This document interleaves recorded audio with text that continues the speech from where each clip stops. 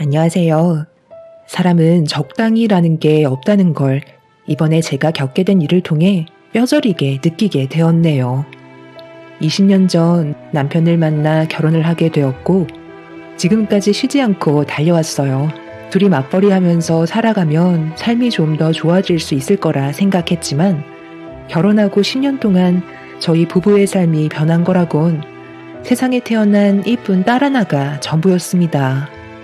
남편은 10년간 일을 해왔어도 단순 노동 업무 일이라 월급은 거의 그대로였고 월 200 조금 넘는 돈을 받아왔습니다.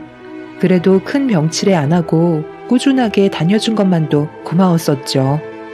그런데 10년이 지나면서부터 저희 가족의 삶이 앞으로 좋아질 수 있을 거라는 보장이 없더라고요. 남편의 비전은 안 보이고 저 또한 힘들게 일을 해봤자 받는 월급은 200도 안 됐기 때문에 이런 식으로 생활을 해선 도저히 안 되겠다 싶었어요. 그래서 한 번쯤은 모험을 하는 게 좋을 것 같다고 판단하게 되었습니다. 남편은 그냥 주어진 대로 살자며 사업하자는 제 의견에 반대를 했어요. 저도 두렵긴 했지만 좀 더 나은 삶을 살려고 결정한 거기 때문에 남편이 따라와 주길 바랬습니다. 하지만 무리한 도전은 훨씬 더 못한 삶을 살게 될지 모른다면서 힘들게 벌어 모은 돈을 잃고 싶어 하지 않았어요. 남편은 결국 절대 아니라고 제 의견을 무시했고 시부모님께서도 제가 사업을 하려고 계획 중이라는 말에 심기가 불편해지셨는지 저희 부부를 시댁으로 부르셨어요.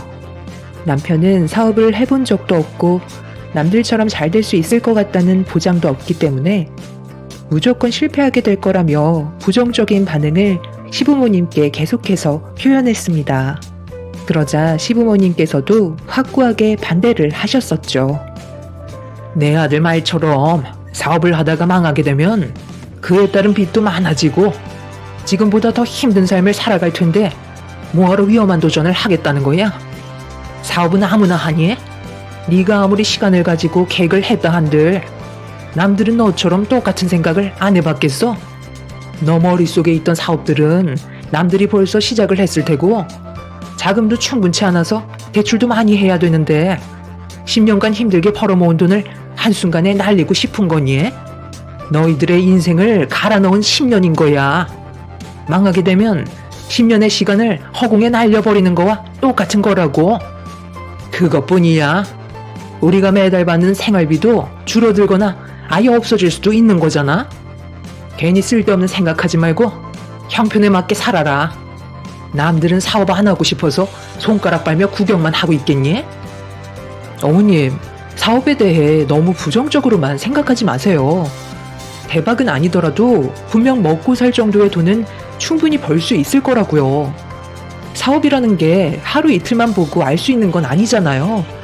시도하면서 변화하고 해결 방안을 찾아가면 분명 노력한 만큼 그에 따른 대가는 확실하게 보상받을 수 있을 거예요.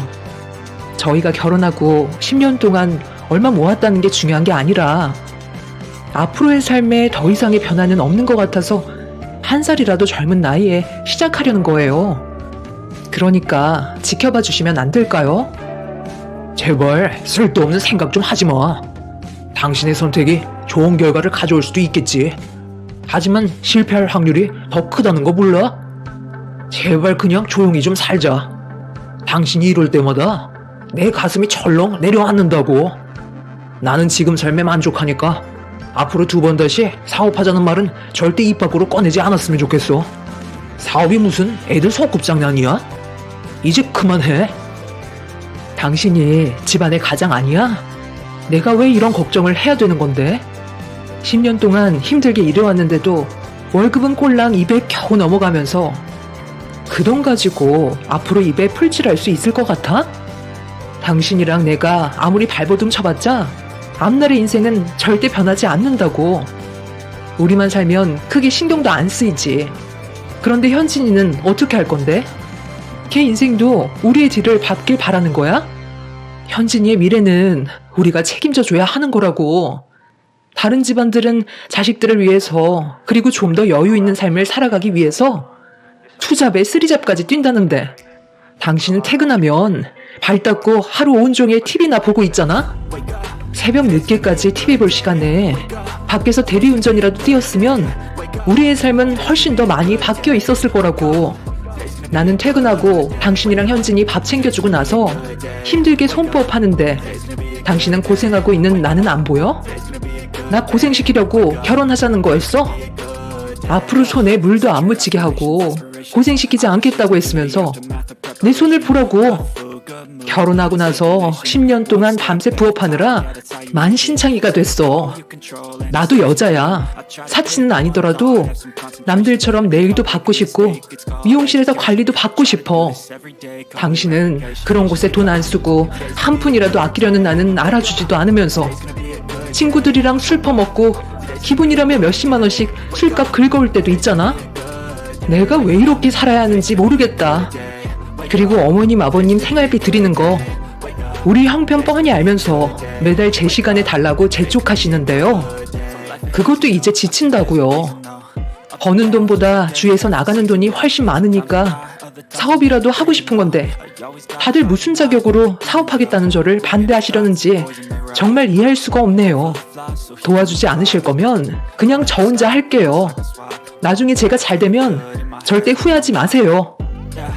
저는 더 이상 대화할 가치가 없다고 생각해 자리에서 일어나 먼저 집으로 돌아와 버렸습니다.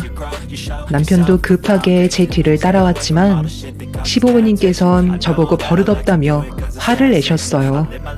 도와주지도 않으실 거면서 무조건 반대하시는 시부모님과 남편이 너무 원망스러웠습니다. 그리고 오히려 이런 상황들이 저를 더 자극했는지 사업에 대한 갈망은 점점 더 커졌습니다.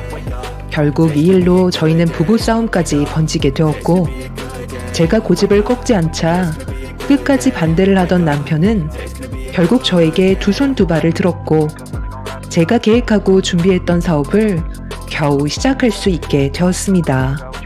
남편과 시부모님께서는 무조건 망한다며 부정적인 반응을 나타냈지만 저는 그런 걱정에 초장부터 겁을 내지 않았어요. 무조건 잘 될 수 있을 거라는 희망을 가지고 정말 열심히 뛰었습니다. 남편도 집안이 망하면 안 되기 때문에 마지못해 저를 도왔지만 저희 사업이 일어날 때까지 생활비를 대폭 줄이게 되자 시부모님께서는 이런 부분에 대해 상당히 큰 불만을 가지고 계셨어요. 반대로 저희 부모님께선 자식의 사업이 잘 되길 바라시는 마음에 매일 저희 사업장에 찾아와 주셨고 제 딸 현진이도 돌봐주셨습니다. 같은 부모이지만 너무나 다른 두 부모를 볼 때면 시부모님의 행동들은 정말 마음에 들지 않았죠. 돈을 바라시면서 저희 사업에 도움을 준 적은 단 한 번도 없었으니까요. 저는 사업에 성공하기 전까지는 일단 시부모님과는 거리를 두었고 그렇게 앞만 보며 달려갔는데 예상했던 대로 처음에는 부딪히게 되는 여러 가지 돌발 상황들이 많았어요. 하지만 하나하나 풀어나가다 보니 그런 돌발 상황들이 저에게는 경험이 되었고 대처할 능력까지 갖추게 되었습니다. 남편도 사업이 시작된 이후부턴 정말 열심히 일을 도와줬어요. 그렇게 몇 년간은 매출이 많이 나오진 않았지만 그래도 남편과 제가 둘이 벌어 모으는 돈보다 조금 더 많이 벌 수 있었습니다. 그렇게 한 단계씩 밟아 나가다 보니 어느새 저희 사업도 안정적으로 자리를 잡아가게 되면서 생활에도 여유가 생기기 시작했어요.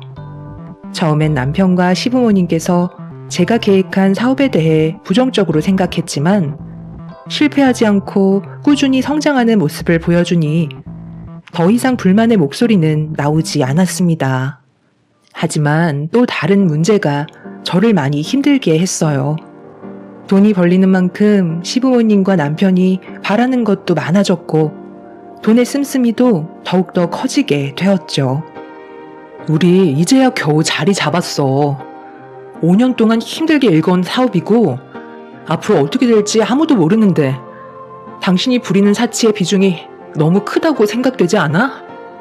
5년 전이나 지금이나 우리는 조금도 변해서는 안 된다고. 그러다 실패하는 사람들이 얼마나 많은 줄 알아? 월급 받았을 때보단 조금 더 여유 있게 쓸 수는 있겠지만 아무런 계획 없이 무턱대고 사치를 부리는 건 오히려 독이 될 게 뻔하다고. 그러니까 앞으론 내가 주는 만큼만 쓰는 게 좋을 것 같아. 당장 내일이 어떻게 될지도 모르는 상황 속에 한 푼이라도 아껴서 앞으로 사업에 대한 투자를 더 해야 되는 게 나는 옳다고 생각하기 때문에 당신이 부리는 사치를 더 이상 두고 볼 수 없어. 내 말 무슨 뜻인지 알지? 우리가 아직은 마음 놓고 있을 때가 아니라는 거야. 우리 사업에 많은 사람들의 입이 달려 있다고. 저번 달보다 200만 원 더 쓴 거 가지고 엄청 보라고 그러네. 열심히 일한 만큼 돈 좀 쓰겠다는 건데 뭐가 그렇게 잘못됐어? 내가 그동안 놀고 먹기만 했어? 나도 이 사업을 키우기 위해 발에 땀이 나도록 뛰어다녔다고. 그러니까 이 정도는 당연히 써야 된다고 생각하는데 원래 법만큼 써야 되는 거야. 세상 떠날 때 싸들고 갈 것도 아닌데 잘 나갈 때 그동안 못 해봤던 것 좀 해보겠다는 건데 내가 잔소리까지 들어야 할 이유는 없잖아. 그리고 우리 부모님 생활비 좀 올려줘. 월급 받으면서 드렸던 생활비에서 너무 조금 올려줬다고 맨날 전화하셔서 하소연을 하신다. 내 어깨도 좀 올려줘야 하지 않겠어? 벌써 다 쓰셨다는 거야? 생활비 드린 지 얼마나 됐다고 또 올려달라는 건데. 당신이 뭘 모르나 본데 매달 드리는 생활비 외에 나한테 추가적으로 요청하시는 돈도 있으시다고. 힘들게 돈을 벌어봤자 뭐해? 불필요한 곳에서 전부 다 나가면 월급 받아서 생활할 때와 별반 차이가 없는 거잖아. 우리 사업이 평생 잘 될 거라는 보장도 없는데 다들 왜 이렇게 돈을 못 써서 안달인 거야? 날이 가면 갈수록 남편과 시부모님의 요구는 점점 더 심해졌고 저는 그런 모습을 보면서 머리가 깨질 정도로 스트레스를 받고 있었어요. 그렇게 한참 동안 남편과 안 좋은 대화를 주고받고 있는데 저희 부모님께서 점심 식사를 하시고 사업장에 들어오시자 그제서야 남편의 입을 굳게 닫을 수 있었네요.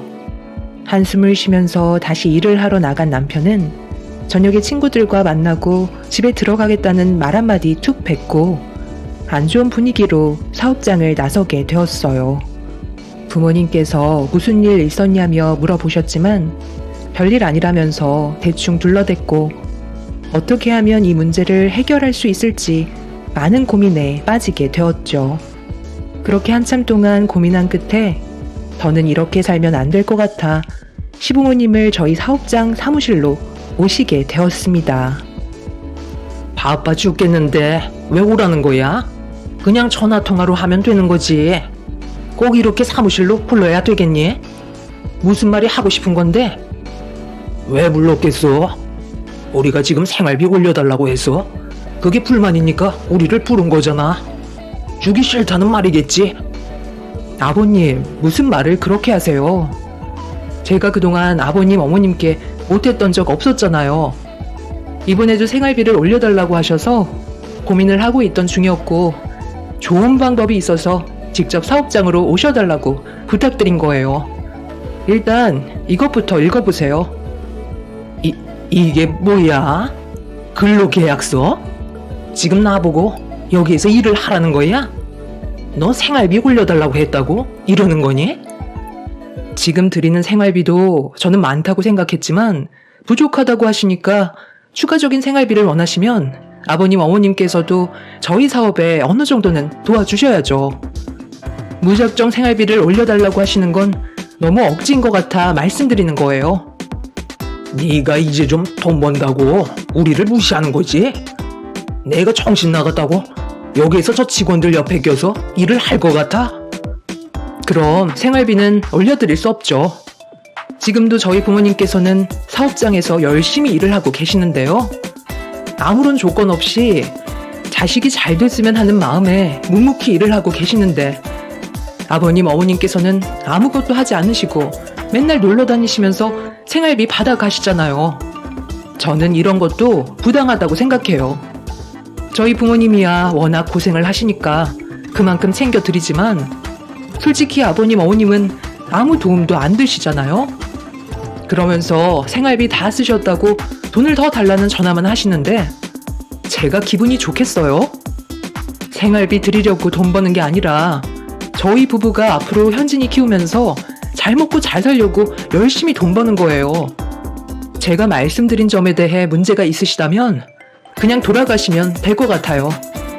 아직 만으로 65세 안 되셨으니 그 기간 안에는 충분히 일하실 수 있으시니까 그때까지만 저희 사업 도와주셨으면 좋겠어요. 제 말 이해하셨으면 계약서에 사인하시면 되고요. 네가 이제 우리까지 부려먹으려는 거지? 아주 톤독에 올라서 가족 전부를 이용해 먹으려 들어? 내 아들은 네가 이러는 거 알고 있니? 당연히 너 머릿속에 나온 거니까 내 아들은 전혀 모르고 있겠지. 기다려봐라. 전화 좀 해야겠다. 시모는 남편에게 전화했고 잠시 뒤 남편이 사무실로 들어왔습니다. 얼굴은 이미 저를 잡아먹을 듯이 화난 상태였고 남편은 시부모님께 집으로 돌아가시라며 어떤 설명도 들으려 하지 않았어요. 그래서 어느 정도는 예상하고 있었지만 남편이 눈에 쌍심지를 켜고 저를 노려볼 만큼 흥분할 거라곤 상상도 못했었네요. 제가 아무 말 없이 상황을 지켜보고 있자 시모는 저에게 다가와 제 앞에서 근로계약서를 찢더니 얼굴에 던지셨고 시모에게 했던 행동에 대해 똑똑히 기억하겠다며 시부와 함께 댁으로 돌아가셨습니다.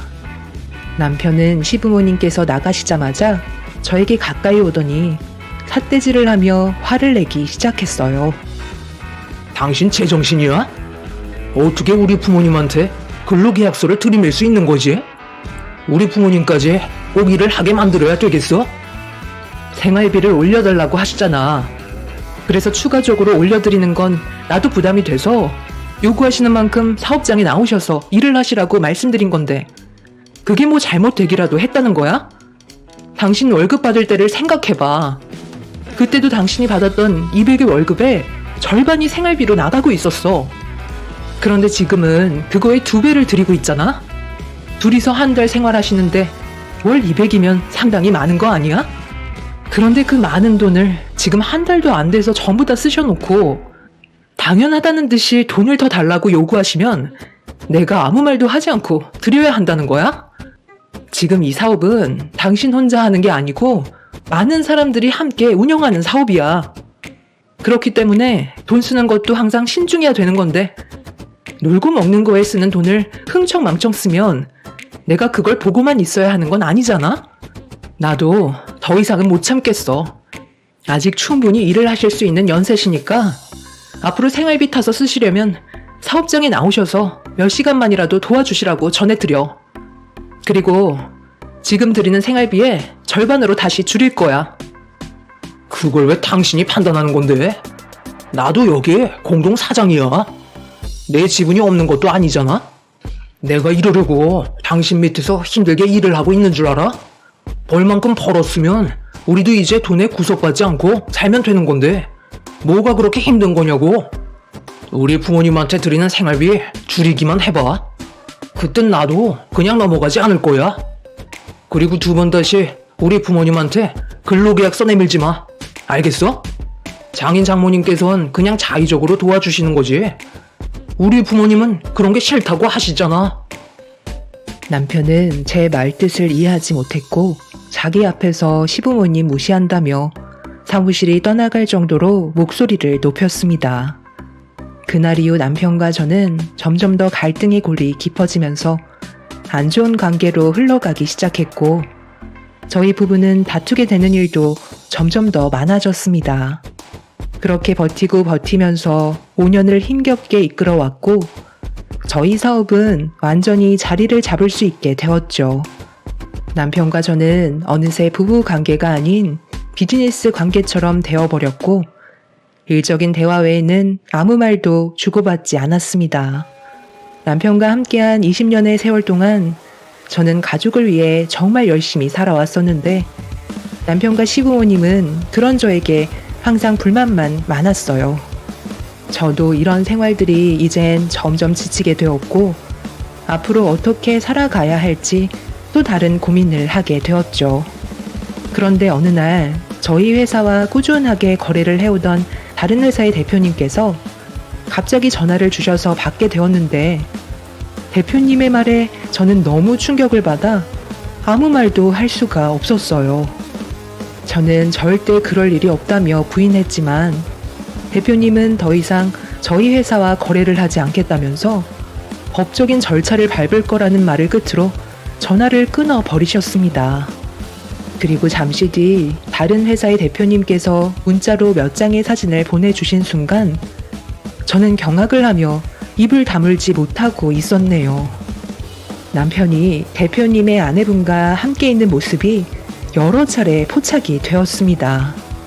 제일 중요한 거래처 대표님이고 저희가 처음 시작할 때 많은 걸 도와주셨던 은인이셨는데 남편은 절대 해선 안 될 일을 저지르고 말았던 거였어요. 더 큰 문제는 저희가 납품하는 물건들의 절반 이상이 저와 전화 통화한 대표님한테 들어가고 있었죠. 제 인생의 제일 큰 고비였고 이 문제를 어떻게 헤쳐나가야 할지 몰라 불안에 떨며 남편에게 전화를 걸었는데 받지 않더라고요. 20년의 세월 동안 남편과 함께했던 모든 순간들이 사진 몇 장으로 무너지고 있었습니다. 끝까지 전화를 받지 않던 남편을 만나기 위해 그날 일정이 어디로 잡혔는지 확인한 뒤에 차를 타고 출발하고 있는데 전화를 끊으셨던 회사 대표님께서 사진 한 장을 더 보내주셨어요. 확인을 해보니 어느 한 모텔이었고 저보고 직접 두 눈으로 확인을 해보라는 말에 온몸을 떨며 사진 속에 있던 모텔로 향하게 되었습니다. 그렇게 모텔에 도착한 저는 문을 두드리면서도 그 안에는 남편이 아닌 다른 사람이 있을 거라고 믿고 싶었어요. 가정을 깰 정도로 간이 큰 사람은 아니라고 생각했었죠. 그런데 문이 열리는 순간 제 앞에 얼굴을 내민 사람은 충격적이게도 남편이었고 목욕 가운을 걸치고 있었습니다. 저를 보자마자 흠칫 놀라며 말을 더듬기 시작하길래 남편을 강하게 밀치며 모텔 안으로 들어갔어요.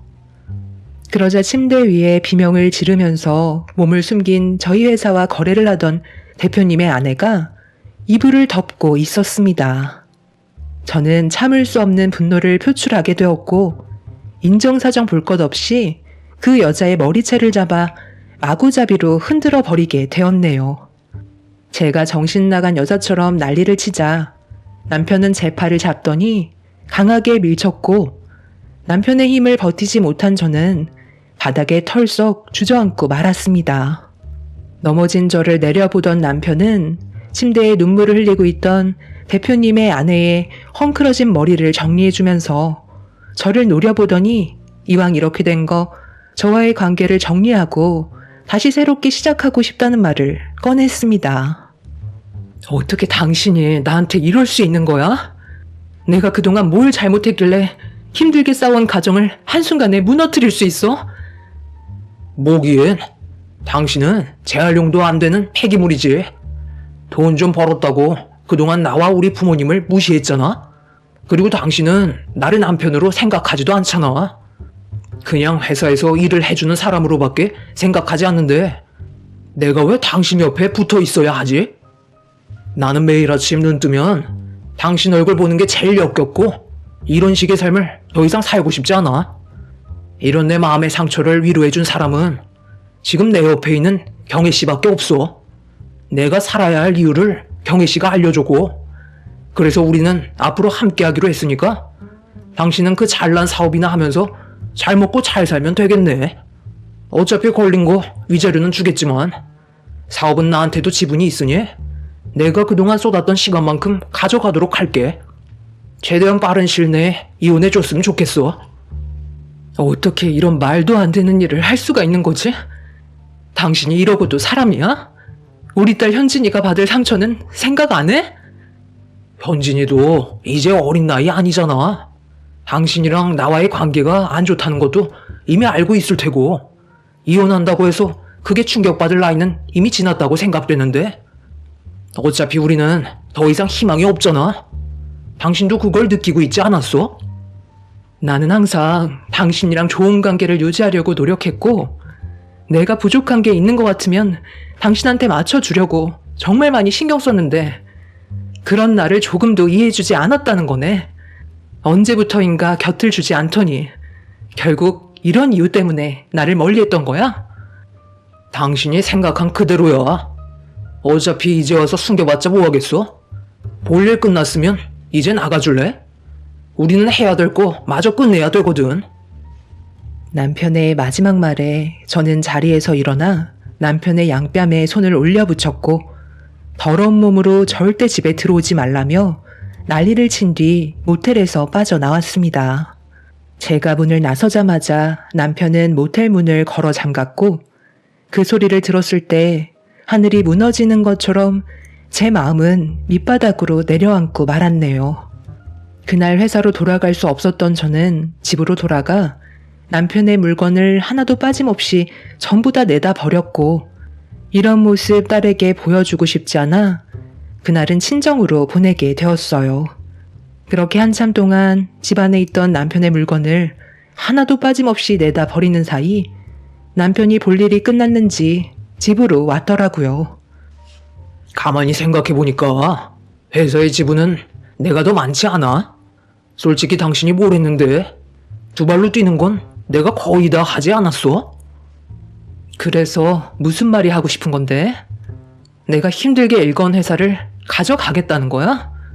당신 정말 아예 밑바닥까지 보여주는구나. 어차피 오토로 돌리면 알아서 돈 나오는 회사를 내가 굳이 당신한테 넘길 필요는 없다고 생각하는데 당신이 뭘 안다고 그래? 당신은 절대 해선 안 될 선택을 해서 지금 얼마나 심각해졌는지 몰라? 여태껏까지 힘들게 일해서 20억 자산가 만들어줬더니 돈이 눈앞에 보이니까 이제 막 나가도 된다는 거야? 이 회사는 내가 끝까지 지킬 거니까 당장 나가! 남편은 회사를 절대 넘기지 않겠다면서 저보다 더 크게 난리를 쳤고 결국 남편과 저는 몸싸움까지 벌어지게 되었어요. 이미 통제력을 잃어버린 저는 입에 거품을 물며 남편에게 달려들었어요. 남편은 정신이 나가버린 저를 보고 당황했는지 회사에서 다시 얘기하자며 급하게 도망을 치고 말았죠. 제 인생 20년의 세월이 한순간에 허공으로 날아가는 날이었고 그렇게 욕심이 많았던 저는 더 이상 아무것도 하고 싶지가 않았습니다. 결국 삶의 목표를 완전히 잃어버렸던 저는 다음날 회사 사람들과 회의를 할 때 모든 걸 남편에게 위임하겠다며 공동대표 자리에서 내려오게 되었습니다. 부모님께선 무슨 일이냐고 난리가 나셨고 직원들 또한 웅성거리고 있었지만 더 이상 제가 버틸 수가 없었어요.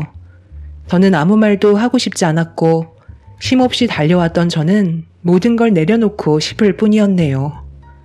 그렇게 남편과 이혼을 선택하게 되면서 모든 사실을 알게 된 저희 부모님께선 남편의 멱살을 잡고 엄청난 소란을 일으키셨지만 바뀌는 건 아무것도 없었습니다. 제 딸 또한 엄청난 충격을 받았는지 두 번 다시 아빠의 얼굴을 안 보겠다며 눈물을 쏟아내었어요. 10년간 함께했던 회사에 제 삶이 고스란히 묻어있던 그곳에서 저는 나오게 되었고 남편은 제가 앉았던 자리에 상간녀를 앉혔습니다. 남편과 상간녀를 상대로 소송을 걸었고 제가 받아야 할 재산을 정확하게 나눈 뒤 남편과 함께했던 20년의 결혼 생활에 종지부를 찍게 되었습니다. 중간중간에 회사에서 가족처럼 지냈던 직원분들께선 저를 걱정하면서도 회사의 운영 방침이 많이 바뀌어서 어려움이 많다고 했지만 저는 더 이상 그 회사의 대표가 아니었기 때문에 아무 말도 해줄 수가 없었어요. 저는 남편과 이혼을 한 뒤로 그동안 제대로 된 휴식을 취하지 못했던 부모님과 제 딸을 데리고 여행을 떠나게 되었어요. 한참 동안 여행을 즐기며 머릿속에 있던 모든 것들을 전부 다 지워버렸고 돌아왔을 때는 새로운 시작을 준비하겠다는 마음가짐으로 돌아갈 생각을 하고 있었습니다. 그렇게 한참 동안의 휴식을 끝낸 뒤 기억하고 싶지 않은 이 동네에서 벗어나 새로운 지역으로 이사를 가려고 준비를 하고 있었는데 어느 날 시부모님께서 저희 집에 찾아오셨어요. 무슨 할 말이 있으셔서 찾아오신 거죠? 저는 더 이상 볼 일이 없는 걸로 알고 있는데요. 쓸데없는 말씀하실 거면 돌아가 주세요. 갑자기 찾아와서 이런 말 하긴 그렇지만 내가 정말 미안했다. 그동안 네가 우리 집안에 얼마나 잘했는지 이번 일을 통해 뼈저리게 느끼고 있다. 아들놈이 새로 들인 며느리가 글쎄 말도 마라. 네가 힘들게 운영해왔던 회사를 전부 다 말아먹고 있다니까. 자기가 대표라고 직원들을 잡고 있는데 오랫동안 일했던 직원들이 그동안 받았던 월급까지 깎이면서 갑질을 당한다고 하나둘 그만두기 시작했나 보더라고. 거기에다가 너희가 이혼할 때 제일 많은 물량을 거래했던 대표께서 거래를 끊어버렸다며. 이런 말은 왜 또 안 했던 거니? 그것 때문에 내 아들이 지금 발등에 불이 떨어졌는데 요즘 또 경기가 안 좋잖아. 그래서 빚만 떠안게 생겼다. 해결할 수 있는 방법이 너밖에 없을 것 같아서 찾아왔는데 우리 좀 도와주면 안 되겠니? 아들놈은 새로 들어온 며느리한테 푹 빠져서는 헤어나오지 못하고 조종만 당하고 있는데 너랑 살 때가 훨씬 더 행복했던 것 같다.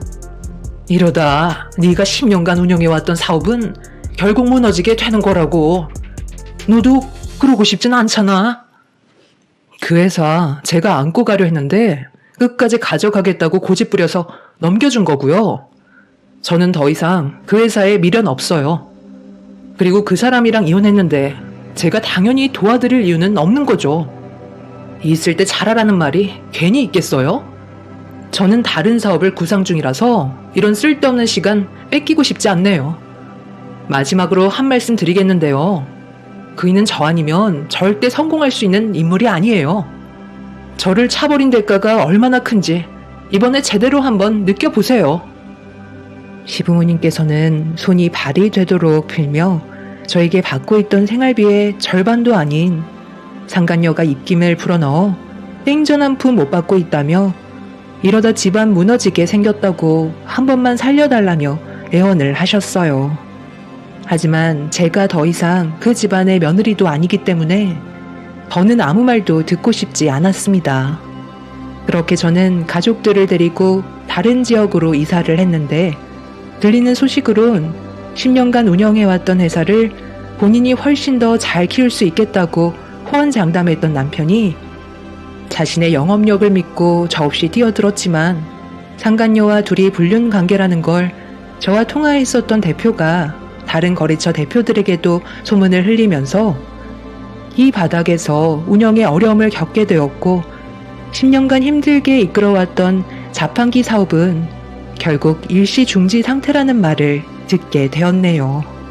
그리고 그동안 힘들게 벌어모았던 재산을 상간녀와 둘이서 고삐 풀린 망아지 마냥 흥청망청 전부 다 써버렸다는 말을 그곳에서 마지막까지 일을 했던 직원에게 들을 수 있었습니다.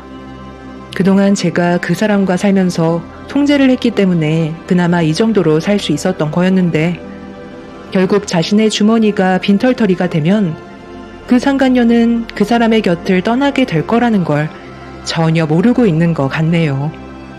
시부모님께선 땅을 치며 후회했지만 결국 자신들이 선택한 길이기 때문에 그 누구도 원망할 수 없는 처지가 되어 버렸네요. 저는 지금 현재 저희 가족과 함께 이제 천천히 걸어 나가려 합니다.